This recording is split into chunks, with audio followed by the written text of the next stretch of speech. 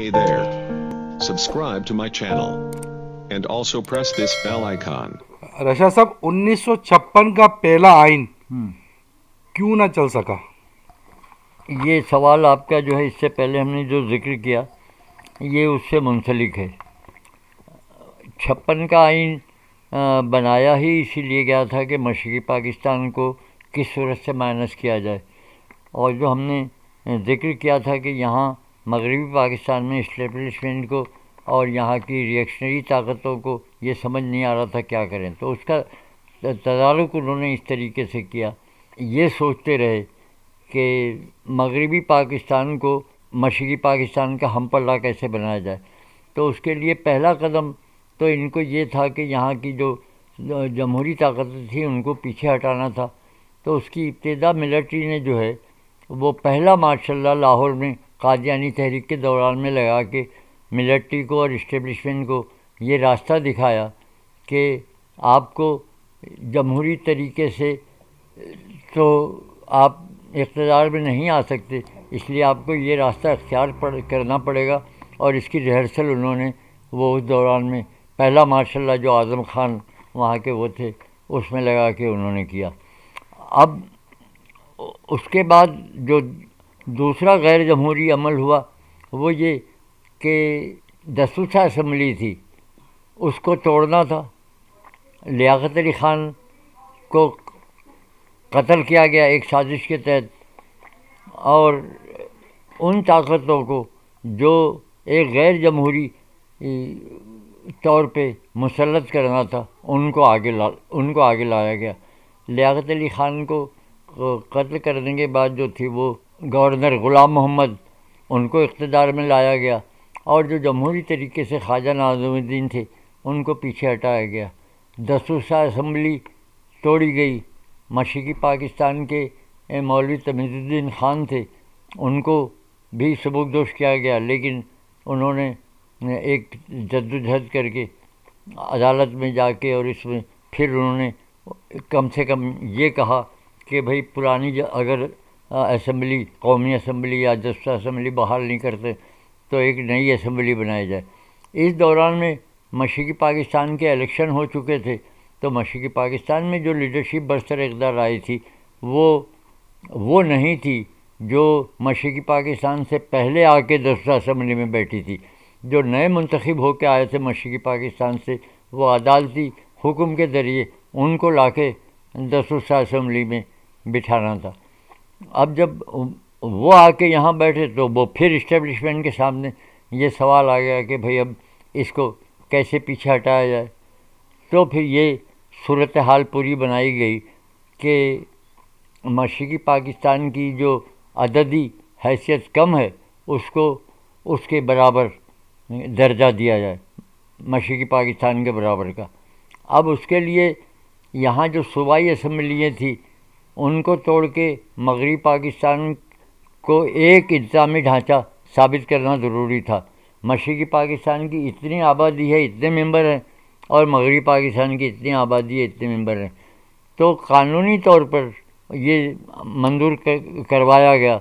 और मशरक़ी पाकिस्तान की लीडरशिप से भी ये कह के किया गया कि हम आपको जमहूरी तरीके से इक़्तिदार दे देंगे, आप ये तस्लीम कर लें कि आप अक्सरियत में नहीं हैं, और अगर हैं भी तो आपकी हैसियत जो है वो मशरक़ी पाकिस्तान के बराबर है।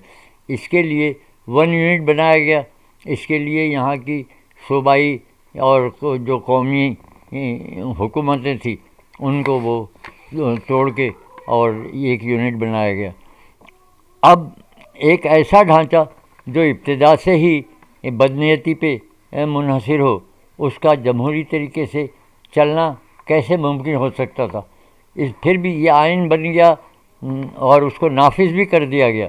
और जिस दिन ये आइन नाफिज हुआ तो उस वक्त दारुल खिलाफा कराची था, और जिस दिन जमहूरिया का इस्लामी जमहूरिया का ऐलान किया गया तो यहाँ कराची में जहांगीर पार्क में उसका जलसा किया गया कि आज जमहूरियत इस्लामी जमहूरिया पाकिस्तान बन गया। और हमें याद है कि उसमें रूस के सदर नायब सदर से मेकोयान वो भी आए थे, शरीक हुए थे, और उन्होंने भी ये तकरीर की थी। लेकिन उस आइन को भी مغربی پاکستان کی اسٹیبلشمنٹ، فوج اور یہاں کے جاگیردار قبول کرنے کے لیے تیار نہیں تھے. ان کو پھر بھی یہ خطرہ تھا کہ اگر یہ 1 یونٹ کی صورت میں بھی یہاں اگر صوبائی قومی حقوق کی جدوجہد کرنے والی طاقتیں برسر اقدار آئیں اور انہوں نے مشرقی پاکستان کے لوگوں سے سمجھوتا کیا، تو پھر آئینی طریقے سے وہ اسٹیبلشمنٹ اور مغربی طاقتوں کے ہمنوا حکومت نہیں کر سکتے تھے. تو انہوں نے پھر اس آئین کے نافذ ہونے میں اسی تگڑم میں لگے رہے کہ کس صورت سے اس آئین کو وہ کیا جائے. وہاں اس دوران میں یہ ساری تبدیلیاں آتی رہی کہ ایک وزیر اعظم آیا، پھر اس کے چند مہینوں کے بعد بدل گیا، پھر دوسرا آیا، پھر چندریگر آیا، پھر آخری فیروز خان نون آئے. فیروز خان نون نے اعلان کر دیا کہ فلاں تاریخ کو الیکشن ہونا ہے اور یہ ہونا ہے 56 کے آئین کی طرح. اب کیا کریں؟ اب سوائے اس کے کوئی راستہ نہیں تھا جمہوری طاقتوں کو روکنے کا، جمہوری عمل کو روکنے کا، کہ یہاں مارشل لا لگا دیا جائے. تو اس 56 کے آئین کو توڑ دیا گیا، 10 اسمبلی توڑ دی گئی، تمام سیاسی سرگرمیوں پہ پابندی لگا دی گئی اور مارشل لا لگا دیا. اور پھر اس مارشل لا میں یہ نافذ کر دیا گیا کہ فلاں سیاسی پارٹی نہیں، ہر سیاسی عمل جو ہے اس پہ پابندی ہوگی، ہر سیاسی لیڈر پہ پابندی ہوگی، اور 10 سال تک معافی نامہ آپ کو لکھ کے دینا پڑے گا کہ آپ 10 سال سیاست میں حصہ نہیں لیں گے، نہیں تو آپ ہمارے عذاب کا شکار ہوں گے، آپ کو جیل کاٹنی پڑے گی. یہ 10 سال والی پابندی مطلب پرانی چلتی آ رہی ہے کہ آپ سیاست میں 10 سال 5 سال حصہ نہ لیں گے. یہ جو ابھی 99 میں بھی ہم نے دیکھا تھا کہ نواز شریف پہ بھی پابندی لگی، تو یہ پرانے دور سے چلی آ رہی ہے کہ 10 سال 5 سال کی پابندی. یہاں نواز شریف کے دور میں تو یہ ہوا کہ ایک فرد تھا، ایک صوبہ تھا، اور یہ جو تھا وہ یہ تو ملک گیر پیمانے پہ مشرقی اور مغربی پاکستان دونوں جگہ پہ انہوں نے. اچھا، جب نیشنل عوامی پارٹی نیب 1957 میں بنی تو اس پر آپ کے کیا تاثرات تھے؟ جب یہاں کی یہ صوبائی مغربی پاکستان کی صوبائی طاقتوں نے یہ صورتحال دیکھی اور مشرقی پاکستان میں یہ دیکھا، تو ایک چیز کھل کے سیاستدانوں کے سامنے آ گئی کہ یہ کسی صورت سے بھی آئین نہیں بنائیں گے، کسی صورت سے بھی یہاں جمہوریت کے ذریعے حکومت نہیں چلائیں گے، اور عوام کے مشرقی پاکستان کے بھی اور یہاں کے بھی حقوق ملنا بہت مشکل ہوگا. تو اس دوران میں پھر کچھ سیاسی عمل شروع ہوا تھوڑا. یہاں پہلے میاں افتخار الدین نے پارٹی بنائی اور سکندر حیات غالباً شیخ خضر حیات کے بیٹے، تو انہوں نے آزاد پاکستان پارٹی، دونوں نے پھر مل کے آزاد پاکستان بنائی پنجاب کے میاں افتخار الدین نے، اور اس میں بائیں بازو کے لوگ وہ شریک تھے. اور مشرقی پاکستان میں پھر وہ عوامی لیگ اور وہاں جو دوسری پارٹیاں تھیں وہ سب پھر پریکٹیکلی عمل درآمد، یعنی کھل کے نہیں، پس منظر میں وہ سب متحد ہو رہے تھے کہ اب کیا کریں کیا کریں، کیا نہیں کریں، یہ نہیں کریں. اب ان کے سامنے یہ تھا کہ آپ نے جب یہ مارشل لا نافذ کر دیا تو سال تو حکومت کر سکتے ہیں، اب 2 سال تو حکومت کر سکتے، آگے کیا ہوگا؟ تو ان کو لازمی طور پہ ایک ڈھانچہ بنانا پڑا، اور وہ ایوب خان نے خود اپنا ایک فرد کا آئین نافذ کیا، اور اس میں یہ طریقہ رکھا کہ میونسپل علاقوں میں لیڈرشپ منتخب کی جائے، اور اس کا نام انہوں نے بنیادی جمہوریت رکھا، بیسک ڈیموکریسی، اور پھر ان کے ممبروں کے ذریعے اسمبلی منتخب کی جائے اور پھر صدر منتخب کیا جائے. تو یہ صورتحال جو تھی، تو اب سب جو سیاسی لیڈر تھے، ظاہر ہے کہ ایک سیاست مشرقی پاکستان ساتھ تھا، مغربی پاکستان میں یہ صورتحال اتنی نہیں تھی، ہر جگہ جو ہے وہ بکھری ہوئی تھی طاقتیں جو جمہوریت کے لیے.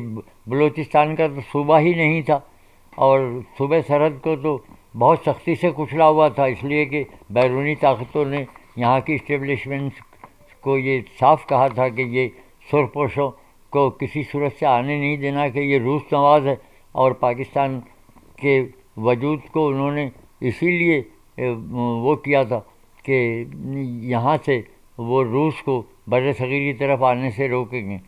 تو وہاں بھی یہ صورتحال تھی. اور یہاں پنجاب میں جو الیکشن ہونے کا یا اس کا، اب یہ ساری صورتحال نے مل کے وہاں آزاد پاکستان پارٹی میاں افتخار الدین کی خیرات کی، اور ادھر مشرقی پاکستان میں یہ پہلے الگ الگ اپنی اپنی پارٹی بنتی رہی. پھر ان کا ایک یہاں کراچی میں جی ایم سید کے گھر اجلاس ہوا جس میں ہم شریک تھے. اور وہ پہلے اجلاس میں ہی آپ شریک تھے؟ پہلے اجلاس جی ہاں جو یہاں نیشنل عوامی پارٹی بنی تو اس میں جی ایم سید تھے. اچھا پھر یہ عبدالصمد خان اچکزئی اور سرحد سے یہ سب سرخپوش لیڈران آئے تھے یہاں کینٹ پہ، اور وہاں سے پھر گھوڑا گاڑی میں ان کا جلوس لے کے. سبت حسن بھی تھے؟ نہیں سبت حسن نہیں تھے. سبت حسن نہیں تھے. سبت حسن تو سیاست میں پریکٹیکلی تھے ہی نہیں. وہ سبت حسن کا تو کردار جو تھا ایک صحافتی تھا، اور وہ مختلف طریقے سے اپنا کام کرتے رہے. تو وہاں سے پھر وہ جلوس لے کے وکٹوریا گھوڑا گاڑی میں وہ سب لے کے، اس میں ہم بھی ان ورکروں میں شریک تھے. وہ ان کے حیدر مندل یہاں کراچی میں نشتر پارک جو بعد میں نام ہوا، پہلے پٹیل پارک نام تھا اس کا، اس کے سامنے جی ایم سید کا مکان تھا. وہاں پھر یہ میٹنگ ہوئی اور وہاں اس پارٹی کی بنیاد رکھی گئی، اور اس میں یہ پھر طے ہوا کہ صوبے بحال کیے جائیں اور جمہوری عمل کو جاری و ساری کیا جائے. تو یہ جب نیشنل عوامی پارٹی بنی تو اس کی جو روداد ہے ہمارے سامنے. لیکن یہ سب مارشل لا کے دوران ہی میں ہوتا رہا، مارشل لا کے دوران ہی میں ہوتا رہا، اور پابندیاں اپنی جگہ تھی. محمد رشاد محمود 1932 میں بمبئی میں پیدا ہوئے اور وہیں کے انجمن اسلام اسکول سے پرائمری کی تعلیم حاصل کی. 1944 میں اپنے والد کے انتقال کے باعث تعلیم چھوڑنا پڑی اور صرف 12 سال کی عمر سے محنت مزدوری میں لگنا پڑا. اسی دوران پڑھنے کا شوق جاری رکھا اور سڑکوں پر بکنے والے کمیونسٹ پارٹی کے اخبار کے ذریعے بمبئی کے ترقی پسندوں سے رابطہ ہوا، جن میں کیفی اعظمی، شوکت کیفی، سردار جعفری، سلطانہ جعفری، محمد مہندی، نیاز حیدر، کرش چندر، خواجہ احمد عباس اور دیگر کو قریب سے دیکھنے اور سننے کا موقع ملا. خاص طور پر کیفی اور جعفری کے زیر سایہ مطالعہ اور مشاہدے کا عمل جاری رکھا. ادبی اور سیاسی سرگرمیوں میں بھرپور حصہ لیا اور انجمن ترقی پسند مصنفین کے اجلاسوں میں باقاعدگی سے شرکت کی. 1954 میں پاکستان منتقل ہوئے اور بائیں بازو کی سیاست میں حصہ لینے کے ساتھ محنت مزدوری بھی کرتے رہے، ساتھ ہی لکھنے پڑھنے کا سلسلہ بھی جاری رکھا. نیشنل عوامی پارٹی میں خاصے سرگرم رہے اور اب زندگی کے تقریباً 9 عشرے گزرنے کے بعد بھی اپنے سیکولر اور ترقی پسند نظریات پر کاربند ہیں. زیر نظر کتاب ان کے مضامین کا مجموعہ ہے جو ماہنامہ بدلتی دنیا میں شائع ہوتے رہے ہیں. Hey there. Subscribe to my channel. And also press this bell icon. So you never miss any new updates, cause whenever we upload new video you will get a notification on your phone.